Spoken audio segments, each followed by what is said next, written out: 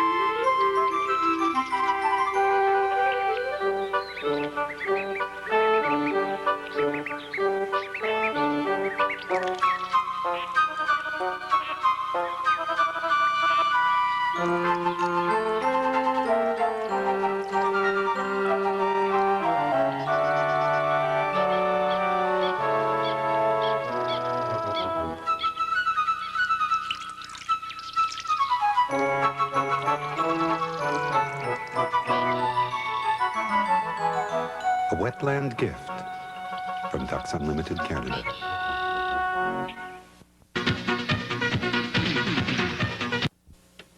Last week I informed you that I would be having an interview with our MHA, the Honourable David Gilbert, for tonight's show.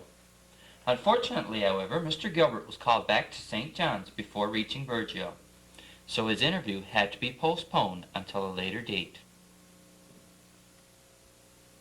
Speech night was held at St. John Central High School on Monday night. Here are the trophy presentations for first place in each grade.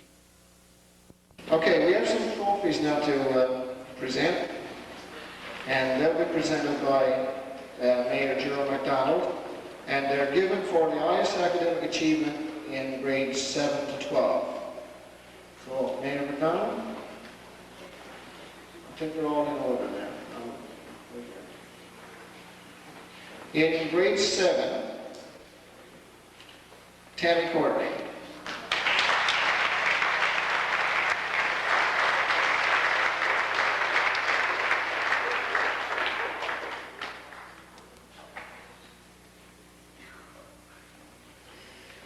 Tammy don't get to keep the trophy, but she will have her name engraved on a plaque like the one I showed you before.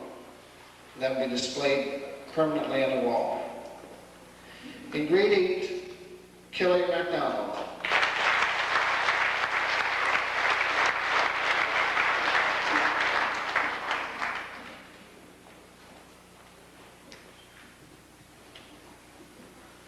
Grade 9, George Roxon.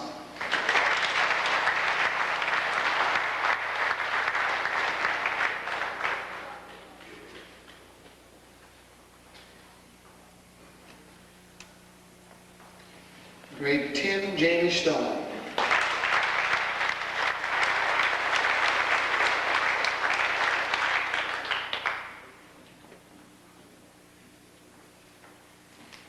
Grade 11, Perry Billard.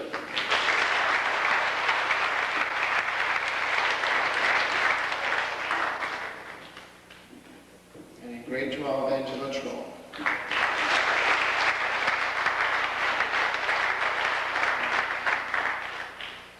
Thank you, Mayor MacDonald. Speech night will be shown in its entirety one night this week. Tune in to Channel 10 for the exact date and time. We took our cameras to the Lioness Center on Tuesday to get some shots of the Healthy Aging course that was offered by St. John Ambulance. Rockaboos. Now, see, like, I'm not talking about the kind of thing that we see on TV, like people using hard drugs or anything like that. I'm just talking about common drug abuse and misuse that people have around their friends. Like, say, for instance, if this was for pain medication, and I was talking to my good friend over there, and you were telling me that you had pain, and I said, well, my pain's just the same thing as yours. I think you should take it too now. There you are. Now, that's not a very good idea. That's very bad. I'm not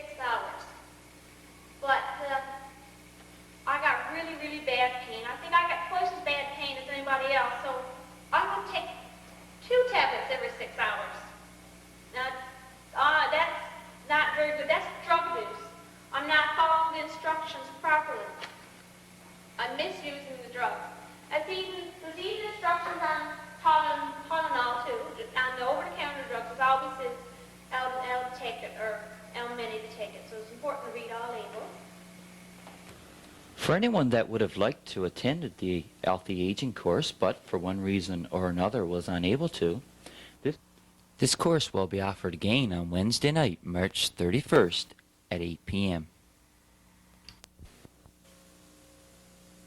We received a news tip on Thursday about a rather unusual group taking a morning stroll around town.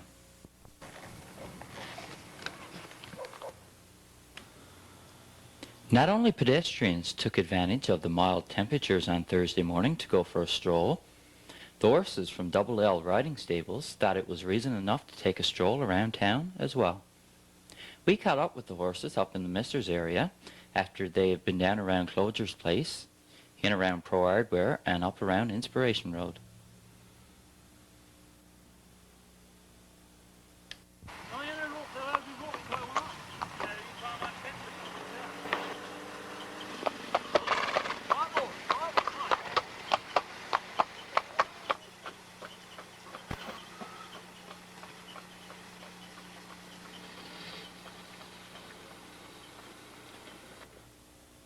After a little bit of sightseeing, the horses decided it was time to return home.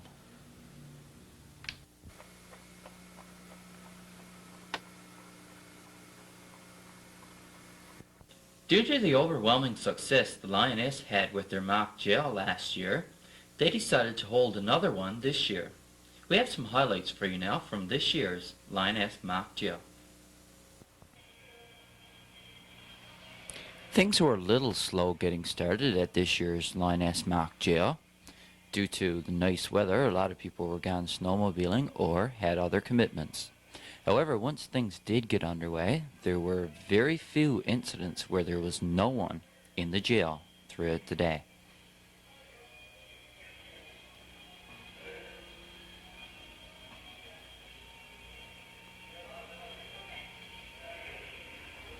The Lioness members spent all day Saturday arresting people or looking for those that chose to hide away from the Lioness mock jail policemen.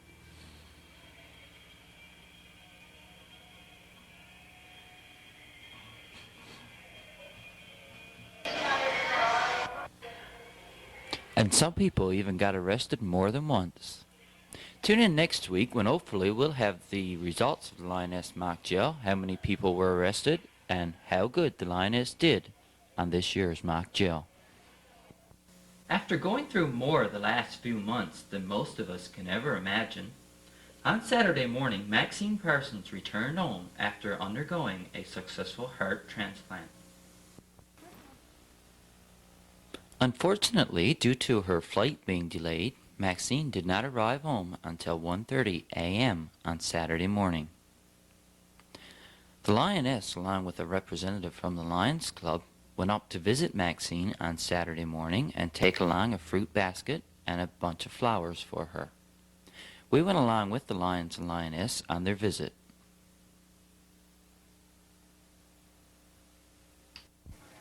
Don't destroy it. Saying picking some of the food. Maybe stuff in it before, and, you know, like the mention you don't do. Yeah. Before you carry me bitter, would ya? Whatever, yes, mother, you enjoy whatever you want. I'm sure Maxine has been on everyone's minds these past few months, and I'm sure we'd all like to welcome her and her husband Gary back home.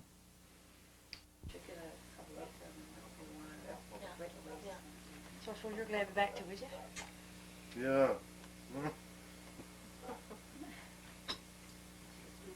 It's on the shelf. Yes, it's on the shelf. Yeah. Stay tuned after this for more of This Week in Review, when we'll have Reverend Giles with the Anglican Church Report, as well as our playbill for next week and community events. So please stay tuned.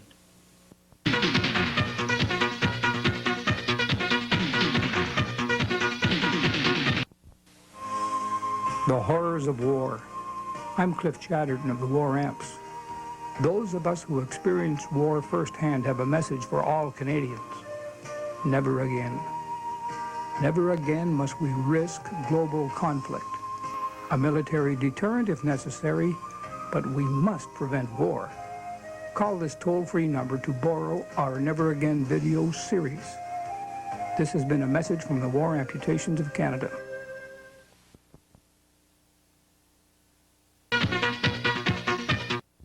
to Reverend Childs with an Anglican Church update.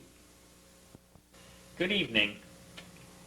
Once again, I'm pleased to bring you a report from the church. First, I want to tell you about our financial situation. Probably you've already anticipated what I'm about to say. It's not looking good. We ended 1992 on a very positive note. When all of our bills were paid, we were blessed with a balance of $7,927.94. So far, in 1993, however, we have been steadily falling behind. In January, we were able to pay an assessment to Senate office, but in February, we were unable to do so, and the same will be true for March. Considering the fact that we have to pay $1,470 per month to the diocesan office, we are quickly going into debt. Our monthly bills of oil, light, Reverend Cook's salary, and the cost of general maintenance for the church properties are high and must be paid. Conditions are getting such financially, we will soon have to borrow the small amount from the building fund to pay our maintenance cost. This we can ill afford to do. The Property and Maintenance Committee has already determined that the roof of the church needs extensive repairs this coming summer. Over the past 25 years, seagull droppings and winter storms have played havoc with the shingles on the roof of the church. As a consequence, there are many leaks in the church, and repairs must be made this year. The estimated cost of these repairs are $14,000. As you know, this is a tremendous amount of money, and we cannot afford to use the meager amount of $3,000 in the building fund to pay Senate office, clergy salary, oil, and hydro cost. Of course, the age-old problem is that so many of our parishioners do not contribute anything to the church. So many of the parishioners seem to be totally indifferent to the church and only turn their thoughts to it in times of dire personal need, for baptisms, confirmations, marriages, and funerals. When the personal needs arises, they rush to the church, not realizing that without financial support, the church could possibly become like the fish plant, cold, dark, and empty. The question that need to be asked, I think, is this: how many of you in the Anglican community would like to live in this town without a church, without money to pay the bills? This is a distinct possibility. On a more positive note, I want to tell you that Karen Thorne, a theological student at Queen's College, will be ordained a deacon at St. Michael's and All Angels Church in Cornerbrook on May the 2nd. It is customary to give gifts on such an occasion, and since Karen is from Burgeo, perhaps you would like to do just that. Karen would prefer a gift of money so that she can purchase her own vestments and resource books that she will need to carry on her ministry. If you would like to give her a gift, you can give it to her parents, Reverend Cook, or me. If we project our memories backwards for a moment, we might recall that when the Reverend Head King was here, he started the practice of giving communion to children who were not confirmed. This practice is called life in the Eucharist. It worked well, but after Reverend King left and these children got confirmed, the practice died out. However, this was not Reverend King's own policy. This policy of life in the Eucharist was approved by the National Church. Burgeo Church was the first church in the Diocese of Western Newfoundland to implement the practice. Today, many churches in our diocese are administering communion to children not confirmed. Archbishop Payne was greatly surprised to know that we are not doing it in our church and asked that we reinstate it. In order for unconfirmed children to participate in the communion service, the parents must have them enrolled in a short course on life in the Eucharist. It is both an interesting and informative course, which would make the child aware of what the Holy Communion service is all about. If you have a child 7 years of age or older and would like for him or her to receive communion, please contact me. Please note, however, your child will still have to attend Sunday school classes and at the appropriate time, confirmation classes. If you wish to place flowers in church in memory of loved ones for Easter, please pass your donations to either Margaret Pink, Millie Daw, Eva Dallamount, or Pearl Durnford. The deadline date is April the 6th. After that date, you will not be included on the flower list. Of course, we will find some other way to acknowledge your donation. We are now printing a weekly church bulletin. We would be pleased to dedicate this bulletin to the memory of a loved one. The cost for that is $10. I feel that our weekly bulletin contains a lot of news about the church and the events that take place in the church.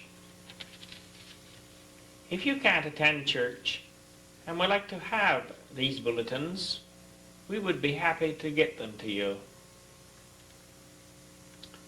Visiting is a top priority for us, but there are many people who need to be visited that never get visited. There are many people who are sick we never know about. In order to make our ministry more efficient, more meaningful, please give us a call. We now have an answering machine at the office. It works just fine. People leave messages on it, and it's a guarantee that your call will be returned.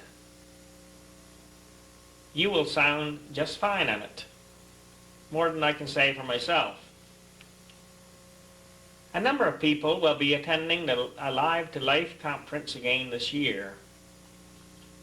This conference has become a yearly event, and Burgeo has the proud distinction of sending the most delegates of any of the 26 parishes in the diocese.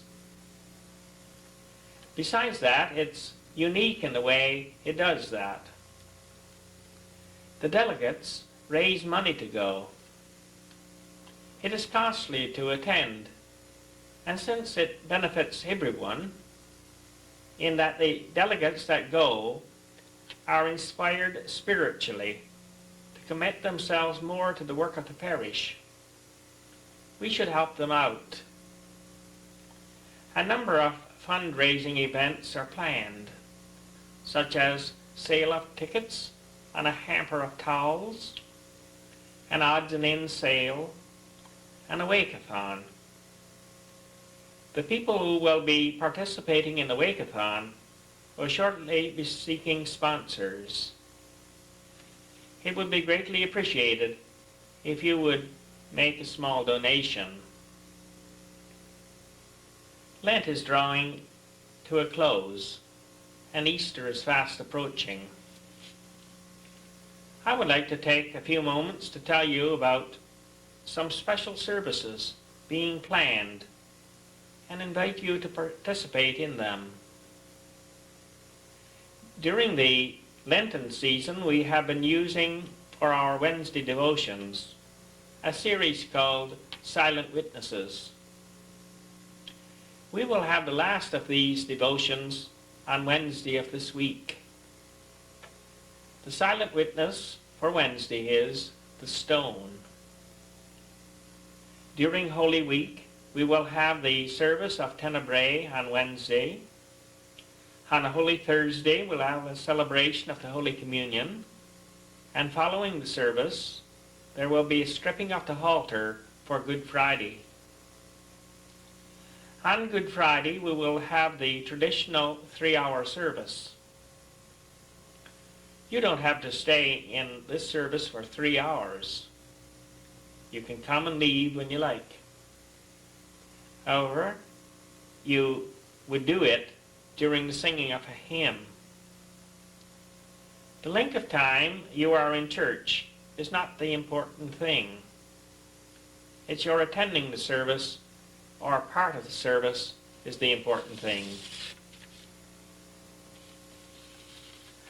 On Easter Sunday, we will have an Easter Vigil beginning at 10:30 p.m. On Easter Sunday, the services will be as follows: 8:30 a.m. Holy Communion, 11 a.m. Holy Communion, 7 p.m. Evening Prayer. We trust that you will find it convenient to attend one of these services. Tomorrow, Reverend Cook and I will be attending a clergy retreat at the Ocean View Motel in Rocky Arbor. We will return on Wednesday. If you need the services of a clergy during that time, please contact Lloyd Skinner. For now, I bid you good night. Be sure and tune in to Channel 10 this week when we'll have playbacks such as... Tune in on Monday night when we'll have tape number 10 of the 12-part series, The Trials of Life, Friends and Rivals. We'd like to remind you once again that some scenes may not be suitable for all viewers. Tune in on Tuesday at 7 p.m. when we'll have Speech Night. And on Wednesday night, we'll have the concerts that were held at A.J. Matthews School during Education Week. Community events. The Boy Scouts will be having a TV bingo on Wednesday night. Cards are $1 each or 6 from $5 and are available from any Boy Scout member. Anyone who has less than a grade 4 reading skill level but wishes to participate in the computer-assisted literacy program at the FFAW Education Center is encouraged to call the center at 886-1245 and indicate interest in a one-on-one tutoring program, such as Teachers on Wheels. When 10 or more have indicated an interest, every effort will be made to make the necessary arrangements.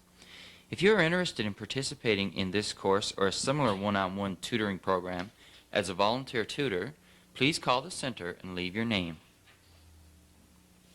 The Healthy Aging course will be held once again on Wednesday, March 31st at the Lions Community Center at 8 p.m. This will be the same course as last time.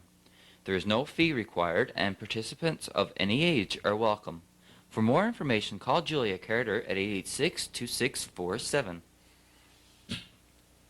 Dr. R. Nason, ear, nose, and throat specialist, will be holding a clinic at the Burgeo Hospital on Saturday, April 17th and Sunday, April 18th. For an appointment, call 886-3356. The Daffodils will arrive in Burgeo on Wednesday, March 31st on Devon's bus.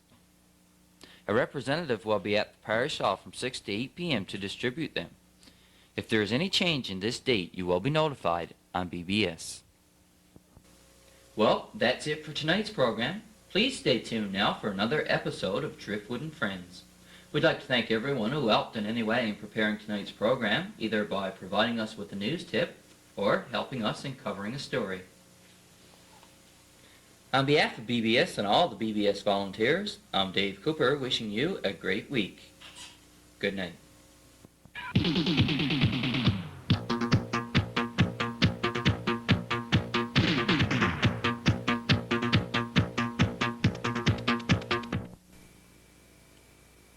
Burgeo Broadcasting System, serving the community of Burgeo for 10 years.